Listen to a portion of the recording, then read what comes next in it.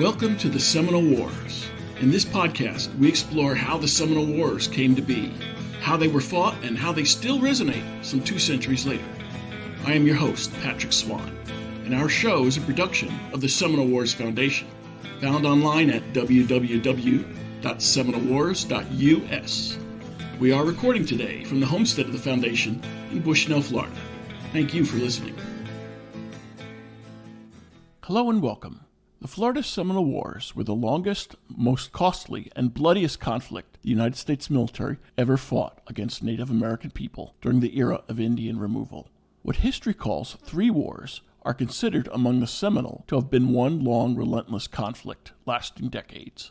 The book Seminole and Creek War Battles and Events provides the most comprehensive list of such engagements. It offers a regional perspective lacking in chronicles of either just the Seminole Wars or of just the First and Second Creek Wars.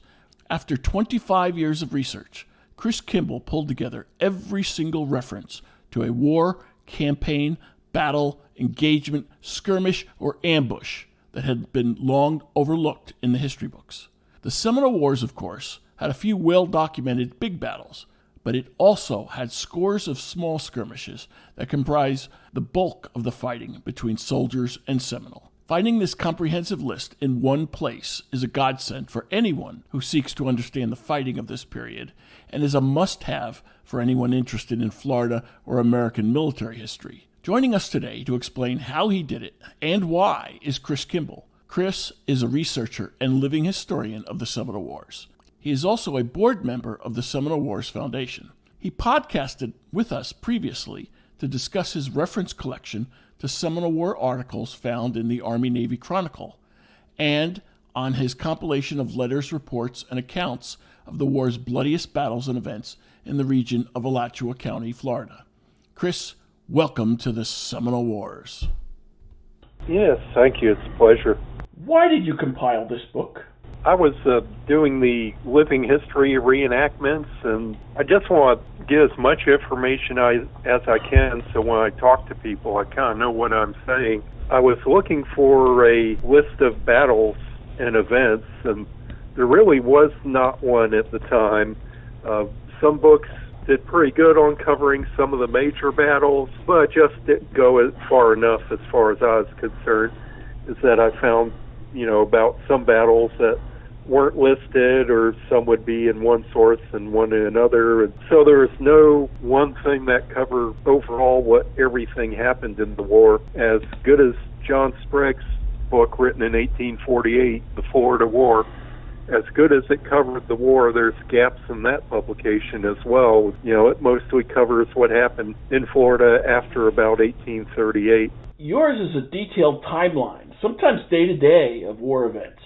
Why did you add additional color to the timeline instead of just a flat-out chronicle of, on this date, X happened? I want to try to get an overall picture, because, of course, the Second Seminole War didn't have so much as a beginning date and ending date, is that there's events that led up to everything happening. So I included some of the Spanish and the British interaction with the natives, and up until, I think I go as far as 1957 or 1962, when the modern Seminole tribe and modern Miccosukee tribe are created. So just kind of going full circle in the historical events. Who were the Seminole and Miccosukee people?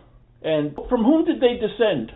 That's not an easy question, as some people think, and the more we know, the more confusing it gets. It depends on who you ask. Even among the Seminoles themselves might give different geological locations, say, depending on where their family came from. A lot of people assume that they came from the upper and lower creeks in Georgia and Alabama, and in fact, the Seminoles themselves, they have stories that predate those and talk about events in Florida. Recently, I heard one of my Seminole friends tell about what they saw when the Spanish first arrived in Florida, and even going back further than that, a Seminole lady I used to visit with, who's now passed away, she told about Florida when there was Mastodons still roaming the earth. Well, she must have been quite an elderly lady. She was a keeper of the stories, and she told some amazing and wonderful things. You point out something very important, is you don't start just with the Seminole Wars or the Creek Wars. You start this book with the arrival of the Spanish.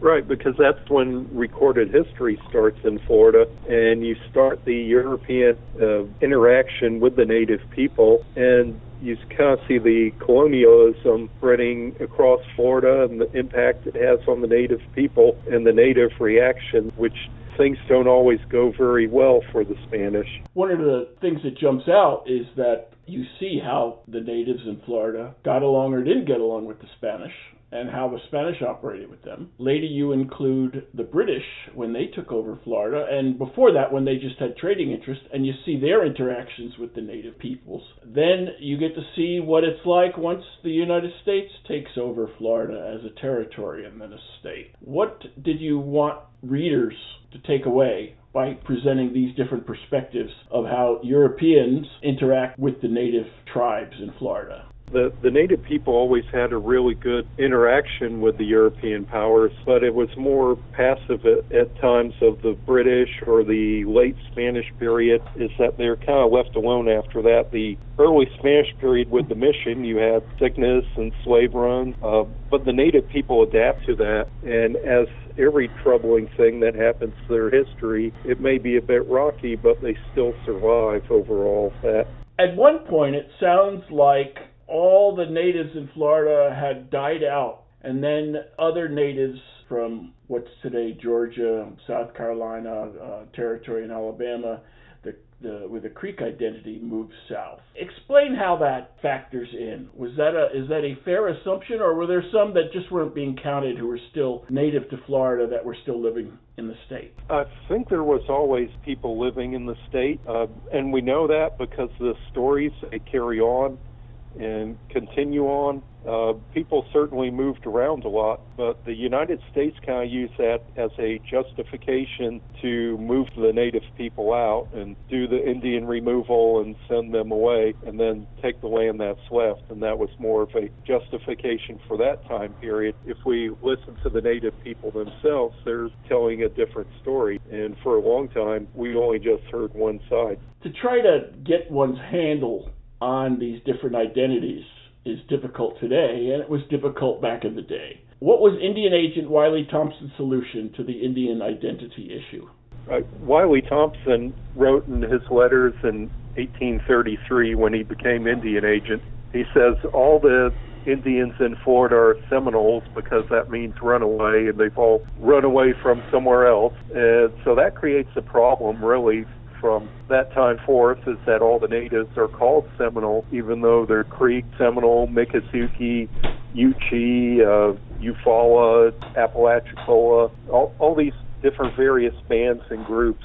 So suddenly they're just lumped into one group or one ethnicity, even though they were never that way. Even when the Spanish arrived, the native people started intermarrying, and you already had mixing of different cultures and people. We think of Osceola as the quintessential Seminole.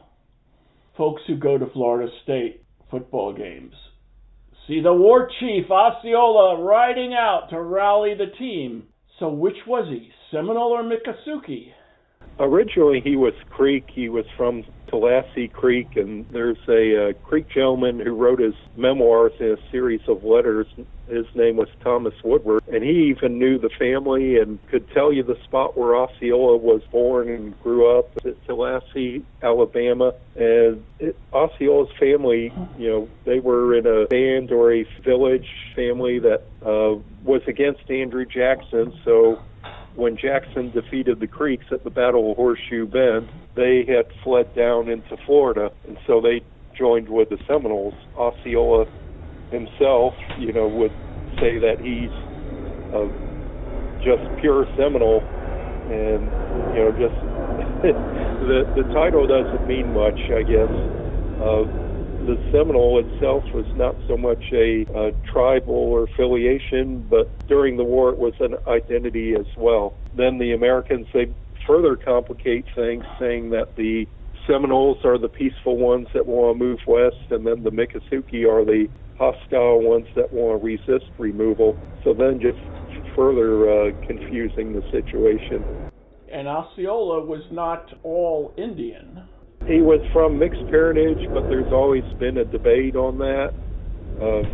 Pat Wickman tells in her book on some DNA studies done on the hair, but it's never been too clear. The Seminoles themselves will deny that Osceola, his mother had Osceola before his biological father died, who was native, and then she married a Scotsman, so Osceola was called William Powell. But it's never been too clear because people certainly have a reason to believe what they want to and want to go towards a certain way. Maybe they're mixed heritage, and so they want to claim themselves among Osceola because they're the same way. Or, maybe Osceola, he's a pure Seminole, so he's pure native, and that would appeal to the native people. So I guess Osceola is whoever you want him to be. Your book doesn't just look at battles.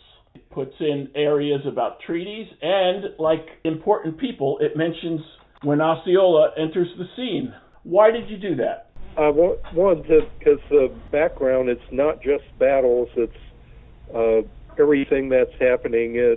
There are events that lead to the battles. Of course, the treaties led to the Seminoles losing their status as a community or people in Florida, the government wanting to remove them, and then becoming a non-entity after the Seminole War, where the government just denies that they exist altogether for about 20 years until the Smithsonian finds them. So these different events and people kind of make up the different patchwork or the puzzle of who these people are. I include, like there's a new Florida governor who was appointed. Governor Richard Keith Call takes over, and he's important in the history of the war. Also, certain events, of course, you mentioned the treaties, and sometimes there's things going beyond the Seminole War in Florida. For example, the Creek War in 1836, when they tried to remove the Creeks from Georgia, Alabama. That has a big connection with what's going on in Florida, because all the military officers in Florida also cross over and are in Georgia and Alabama in the Creek War. You have a lot of the same characters. Hence your book is called Seminole and Creek War Events, as opposed to Seminole and Creek War Battles, because many things in there could be tied to the wars, different events, the birth of Osceola, a new governor coming in, a treaty being signed. Right, and the native people don't recognize the political borders that we have today. They didn't create those. Nobody asked them for their input. So, they went where they could to survive, whether it's the Okefenokee Swamp in Georgia or the Swanee River area in Florida. They went where they could. And so for them, the land is all connected, and the borders more or less just something on paper.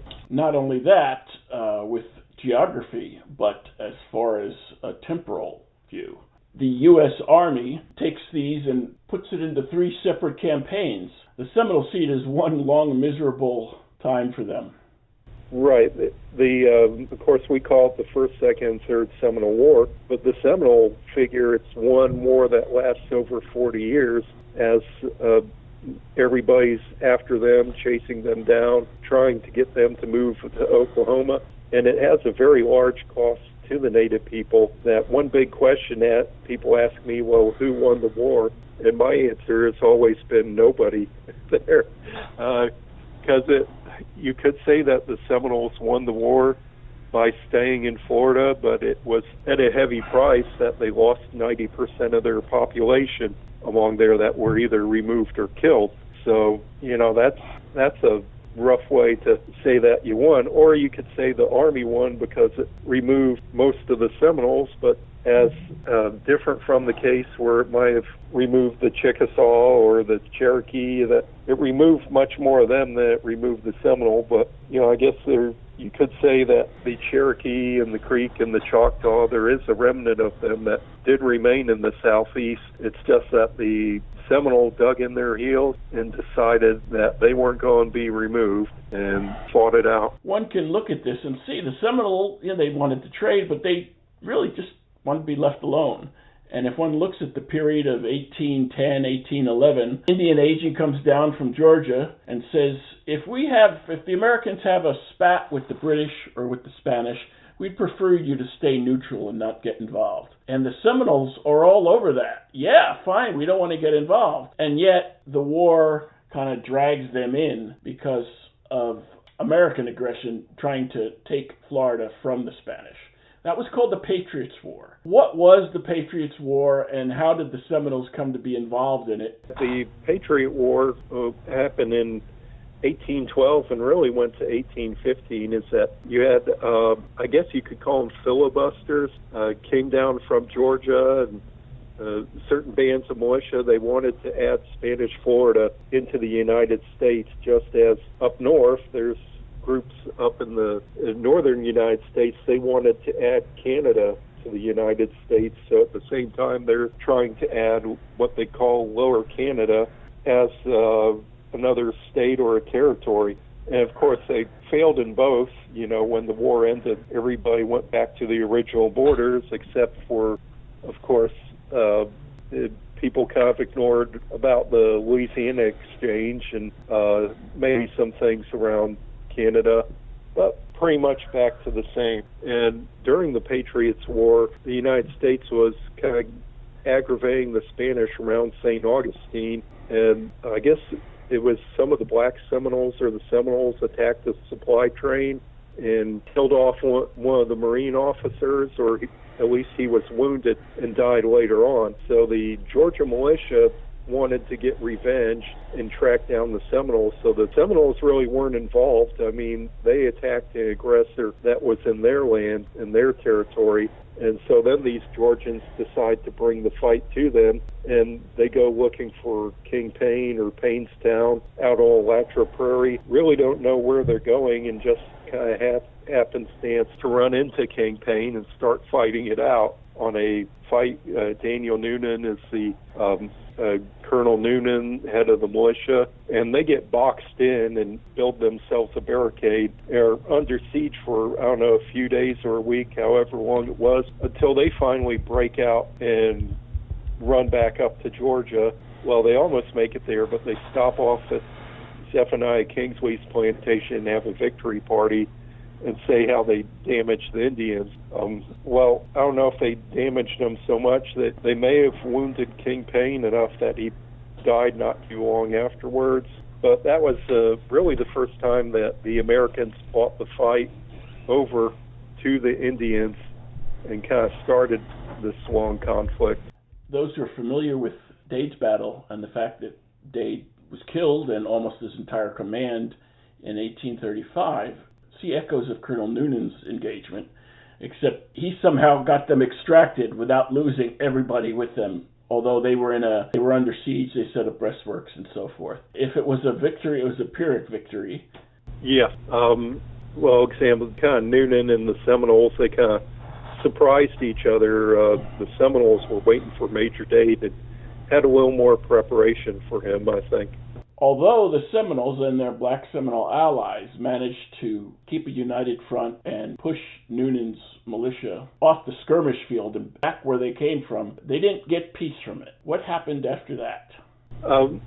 After that, there's another force from Tennessee, Tennessee volunteers who came down later on, and they actually came over to Paynestown and burned down the remains of Payne's village and destroyed it. But I think by that time the Indians had fled and just gone to more safer area because they realized they were no longer safe, that the Americans weren't going to respect the border and come on down. This is one of the tragedies of it, is that prior to this, the Seminole were not really on the mental map of the American, although they did send down a representative to ask them to stay neutral in any engagement with the Spanish.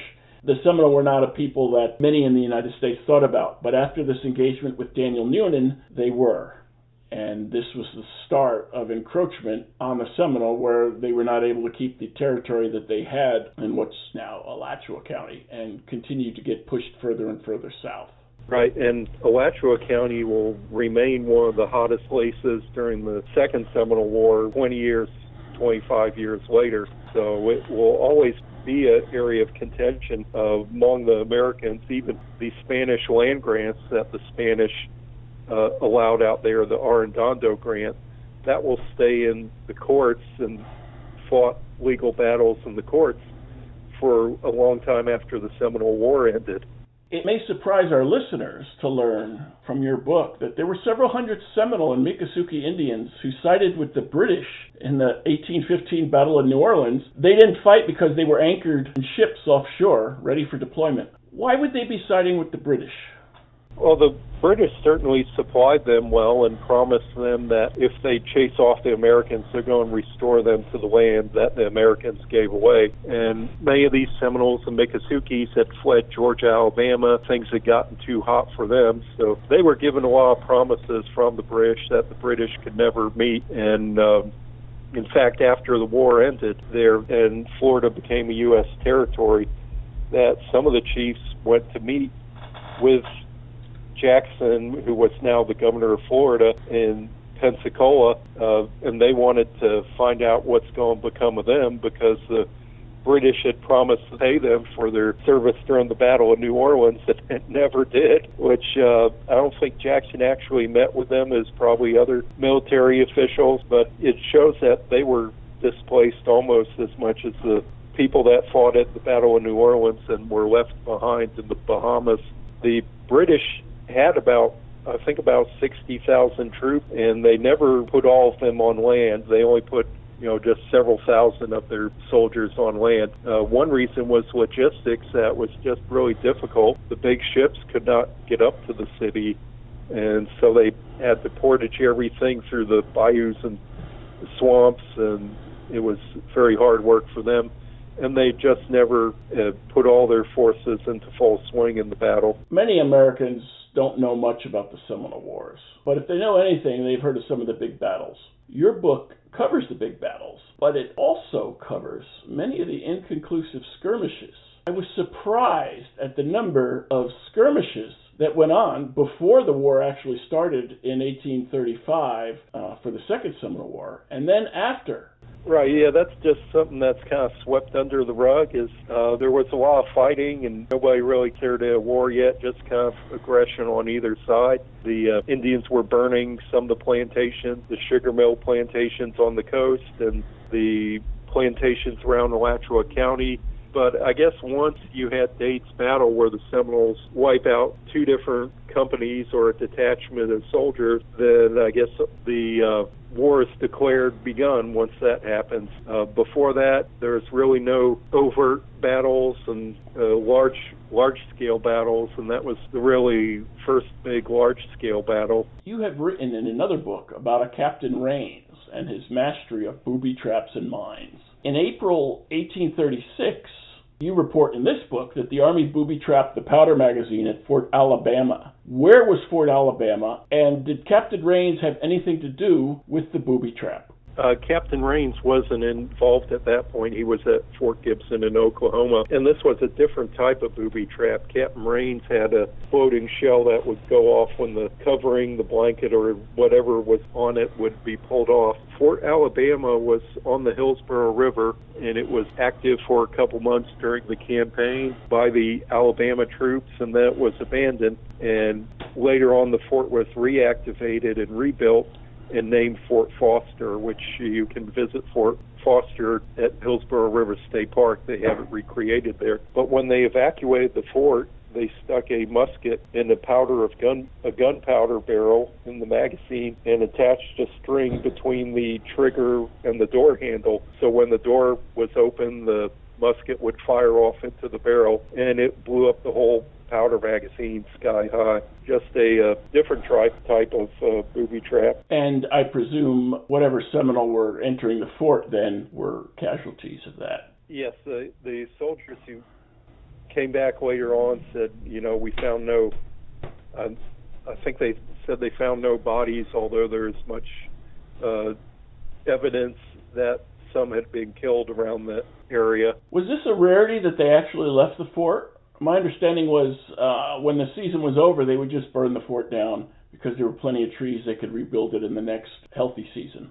It would differ depending on one.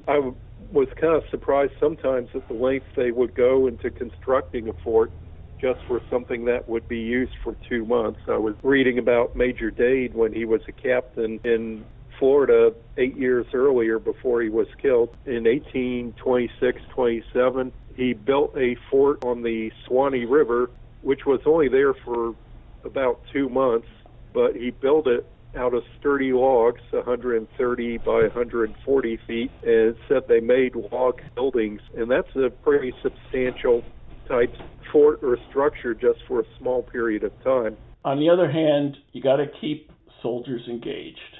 Right. And it's amazing how fast sometimes they build it really quick. For example, Fort Christmas, I think they built that in 3 days. So it's just amazing how hard people would work back then. On this podcast has talked a little bit about Dade's command and Dade's battle and how only 2 soldiers survived. One was illiterate, and so he wasn't able to write down his account, and one was literate, Ransom Clark, and he did write it down. And then the third person who survived was the black interpreter. His name was Louis Pacheco, but he didn't leave the battle and rejoin the army. He left with the Seminole. In the Battle of Lake Monroe, which I hadn't heard of, but it's in your book, we see a return of Louis Pacheco, fighting with Coahuila and King Philip. He'd survived the Dade battle, and some suspect that he was in league with the Seminole before this fight and before Dade's march. What does his presence here tell us? I believe that he did whatever he needed to survive. Is that at Dade's battle, he crouched down on the ground and, out of the way of the fire and tried to get out as quick as he could. But, of course, the Dade's men were surrounded, so he got captured, and he lived among the Indians for a while, which probably was not as bad. They didn't try to beat him as bad as they might of the slaves, so he probably got treated well. It was just a harsh way of living and very difficult, and he was eventually sent west with the rest of the Indians that were captured or surrendered during the war, and he went out to Arkansas and Oklahoma, and then somebody claimed him and put him in slavery again for about 10 years, and then he was emancipated after the Civil War. So Louis Pacheco, he had a really rough time, but what's interesting is he actually came to Florida in his old age in the 1890s and moved on the property of the daughter of his former master, and she, I guess, provided him of welfare or pension, something to live off of, and helped provide for him in a real benign sort of way. Which was interesting is that he moved back to Florida where he used to live. So he's a hard one to really see, but maybe it shows just how complex the situation was and how really complex the people were at that time. And what was this Battle of Lake Monroe? The Battle of Lake Monroe is that the Army came and established what they now call Fort Mellon. It was first called Camp Monroe, and after the day that they had set up on the lakeshore, they were attacked by about 300 Indians under Coahuila or Wildcat and his father, King Philip, and who put the fort under siege. It was a bit unusual is that it was a night battle and at one point, and then finally the steamboat on the lake got an artillery piece and started firing it, and then just chased the Indians off. The only casualty was one Captain Charles Mellon, who was killed in the battle, and so they named it Fort Mellon after him. Years later, the city developed around the fort, and they called it Mellonville. But Camp Mellon or Fort Mellon, it survived up until the Spanish-American War. And even the parade ground is the parks in the middle of the city on the shore of Lake Monroe. It was also a major depot for troops coming down into the center of the peninsula. The ships or steamboats would come down the St. Johns River, and they would dock at Fort Mellon and unload the troops and unload the supplies. So it became a major pathway into the state from there. Sometimes they name a lake, a city, a township, a county, an area for a fallen soldier, and the name sticks. Of course, the name Dade comes to mind. Mellon, maybe not so much. Right, his name didn't stay, and of course they renamed it Sanford when another man moved into town named Sanford, of course, he had the money, so he named the town after him.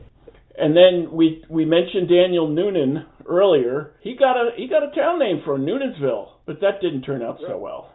Yes, near where he fought the battle, in fact, in Alachua County, Noonanville was the county seat, and it's a ghost town now. There's not that much left, and they have another town nearby called Gainesville, which of course is named after General Edmund Gaines, another high-ranking officer. So, sometimes the town's forgotten, and once Noonanville had closed down, seems like everybody's pretty much forgot about Daniel Noonan as well. What's fascinating, what comes out of your book is these people. And then one finds, I've heard that name because they've named something for those folks. And then in your book you can see what they did in order to later be recognized and remembered or memorialized in some way. Yes. You relate a letter from Andrew Jackson to a Florida newspaper in March 1837, shortly after he left office after 8 years. We have discussed the contentious relationship the regular army had with volunteers or militia soldiers. In this letter, Jackson insults the Florida volunteer militia soldiers. He says he could take 50 women and beat the Seminoles, and that Florida women should let their men die so these women can remarry and have children who won't grow up to be cowards. Finding that letter is quite a find and an indictment of the militia on behalf of Jackson, but it's also to your great credit that you included that in this compilation of war events. Why did you include it? I've thought over the years, and this is right after Jackson, his president term ended. He's going home to the Hermitage. His health is really poor, and he never beat the Seminoles, so there's probably a little resentment and indignation. Jackson was a hands-on person. When he wanted the tribes to negotiate, in most situations, he actually took part in the removal treaty negotiations for the Choctaw and Chickasaw. And so he was a hands-on person, but he never removed the Seminoles, and the war just kind of dragged on and on. It started during his administration, and there was still no end to sight. In fact, the war goes on during his administration. It's been going on a year and a half, I guess, when he ends office, and there's no end in sight. In fact, it's not at the height of the war yet. They just keep going on. So I think it really makes him look bad, is that it's something that he was never able to finish, never able to settle the affairs or bring everything under control, that he probably doesn't think it looks good for his legacy. In a war that takes place on the Florida Peninsula, we expect ground forces, of course, the Army and militia and volunteers, and yet the Navy and Marine Corps also operated in this war. What part did they play, and how and why were they employed? Right, this is the first war where you had real good cooperation between the service. The Army had to get to a lot of wet areas up the rivers and creeks, and of course they only had so many boats. There actually were Army boats, but the Navy did boats better than anyone else, is that they had the ships, they had the resources, they had the Marines who were used to fighting from ships. So the Army and Navy started to work together to go after the haunts and strongholds of the Seminoles in the Everglades around Charlotte Harbor and the different riverways, also even up further north in the peninsula like Crystal River. And at the same time, the Army was seeing as many soldiers in the field as they could bear, so the Marines and the Navy sailors started to garrison and man the forts like Fort Brooke and Fort Foster, those forts there not too far from the coast. There's an interesting story that you bring out. The Seminoles under Coahuila attacked a company of actors, and they stole their costumes. And later on, Coahuila comes in for negotiations wearing one of the actors' costumes. This is a humorous, almost a surreal image. What happened here, and why did he do that? Right, there's an actors troupe, Shakespearean actors that were leaving St. Augustine, and they were attacked by Coahuila and his warriors, and thinking that the wagons might have gunpowder or supplies, instead they had theatrical costumes. And so about 8 months later, the Army's having a talk down in what's now Polk County, south of there, and much further south in the peninsula, and the Seminole leaders, they show up in these outfits, and one of the officers say they wear them kind of grotesquely, but it's more trophies of Waukesha saying, I can take from you anytime I feel like it and use it to my advantage. So I think it was also a scare tactic or a negotiating tool that he was using to get what he wanted. Chris, you mentioned at the beginning that you were doing reenactment and that you started researching this book so you would better understand the war event. Maybe not just the big battles, but the skirmishes, the things that either brought about a big war event or, were fallout from that. What are you reenacting as, and where did you actually go to do reenacting? I don't do so much anymore. This is 25 years later, so age keeps me from running around as much in my younger years. But various different parks, I'd go anywhere from Tampa to Lake City area, and in between state parks or museums or county parks, any different historical site that wanted to hold a historical event. And at the time back then, I was doing something every weekend during the cooler months. So in February, I might have an event every weekend during that month. And of course, it got real tiring quick, but I just wanted some information when I was going somewhere to tell people is that, the Seminoles attacked this Army wagon train, just a few miles from here. Some people may confuse the two. Understandably, a reenactor and a living historian. What's the difference between them?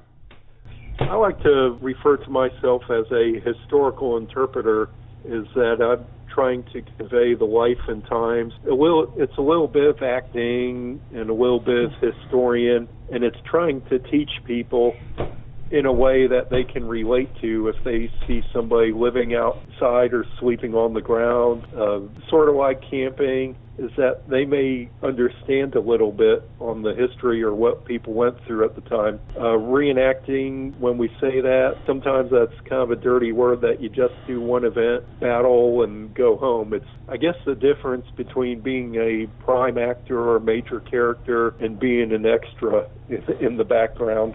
And one of the other things is when there's a battle going on, then you're in character and you're doing the fighting. You're not looking off to the side and winking at the assembled tourists and other visitors and spectators. Well, sometimes you do just to get a good laugh from them. But yeah, we try to do it all in serious, and there's a safety factor too that we really have to watch out for and make sure everything's done in a manner that nobody gets hurt. But after the battle reenactment is over, or before it begins, then you have the interaction with visitors.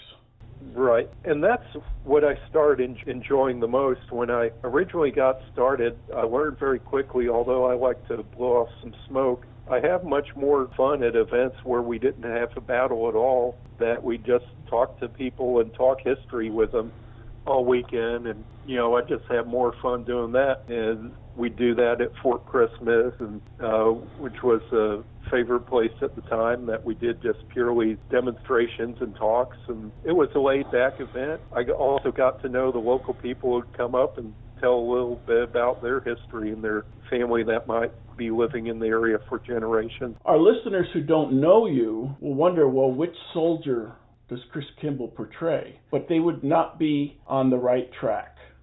Right. I have been portraying a Seminole warrior. I used to go by the name of Okahumpty because that was the name that one of the other people gave me at the time. So I said, sure, that's as good as any. So I've been jumping into the culture and history, and I believe that you really have to understand that and to give an accurate portrayal, that we're portraying somebody that used to be alive and that their descendants are around today, that we have to do an honorable way of portraying them through the history and culture. And so I've done my best to try to understand as much as I can. Chris, you've written these books. You've been a reenactor, a living history interpreter. You also have a YouTube channel related to the Seminole Wars. What is this channel, and what do you seek to do with it? Oh, okay. Well, I just have it right now under my name, Chris Kimball. I did have it under Seminole War, but I more or less want to get my name out there because of my books that I've written. But I've always just wanted to get this information out there and to educate people. So a lot of what I do is, I don't really charge people for talking history. is that I just want to get the history out here, and so I just started putting a series of videos out of all the books I have on the Seminole War if they're interested in reading something more. In the past, I go to a site and do a short video. I'm no big fancy YouTube personality, and I just take a straight shot and slap it on YouTube. So there's no crazy sound or graphics or anything like that. It's, just something that appeals to me. We talked offline, though, about a number of videos on YouTube that purport to be about the Seminole Wars that are really, really poor. Why do you say that? And when we say that these videos are poor, what do we mean by that? Probably think that people are just perpetuating falsehoods and myths because they don't know any better. Maybe they read a source that was incorrect and they're perpetuating wrong information. Then there's some that say things that are wrong altogether. That's something that I don't like, and I really don't want to get into that much. So I want to portray the accurate history or the correct history of what happens, what we have documented. And of course, there's more than one side to everything, and people are going to differ from what I say. But I try to document everything that we do, and show them to make sure that it's a clear view of history, even though sometimes it's not all perfect. You also have a Facebook page and you have an online bookstore. Tell us about those. This book site, it's called Bookshop, and it promotes the independent booksellers. So it's as if you bought my book in one of the small independent bookstores. So what I have, it's bookshop.org/shop/Seminole War, one word. So bookshop.org/shop/Seminole War, and that's the web page where I have my books for sale. And then you have a Facebook page. Yes, I have a Facebook page. It's Florida Seminole Wars, and actually I started one and kind of let it slide because I wasn't really doing anything with it. And so then I got some help and we restarted again. So I actually have two Seminole War web pages. I just don't do anything with the first one. So the second one's called Florida Seminole Wars, and I put on there, in fact, a lot of the things in my event book. I have Today in Seminole War History, or Today in the Army-Navy Chronicle, and kind of a little abbreviated entry in the book itself. I go into a little more detail. And people can engage with you on this site. Yes. We just kind of post things dealing with Seminole history or more Florida history or just something that might interest us. Very good. Thanks. Getting back to this book, what can one learn by reading this book of battle events cover to cover? Seminole War encompassed the whole state of Florida. There's not anywhere in the state that wasn't affected. So you may be walking on area of contested ground that once this was fought over and that something terrible happened there. And to keep that in mind, that this is something that really involved the whole country at one brief time during the 1830s and 40s, that we may have much forgotten it today, but it was land that had a high price that was purchased in blood and warfare. One can make light and say the Manhattan Indians sold their island to the Dutch for $24 of trinkets, and if they had just kept it, they'd have New York City today. And the Seminole were chased out from the area of Kissimmee. The Seminole were in the area of Kissimmee, and of course there's Disney there. It's like, they must think if we just could have kept that land, we could have sold to Disney and been rich. What's the takeaway from this? Well, the Seminoles are still here, and James Billy once said that even if they have to buy it back 1 acre at a time, they're going to maybe eventually do that, which I'm not against that.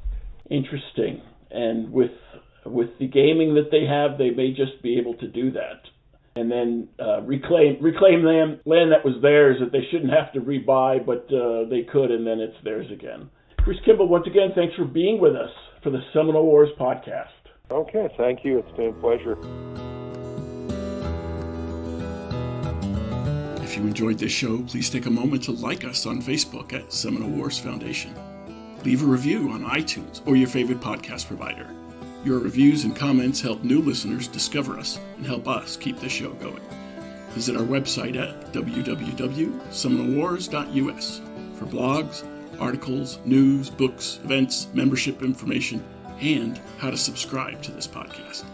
We'll be back soon with a new episode of the Seminole Wars podcast. The Seminole Wars Foundation is a 501c3 nonprofit organization dedicated to preservation, education, and publication of Seminole Wars history throughout the state of Florida. This podcast is copyrighted the Seminole Wars Podcast 2020, all rights reserved.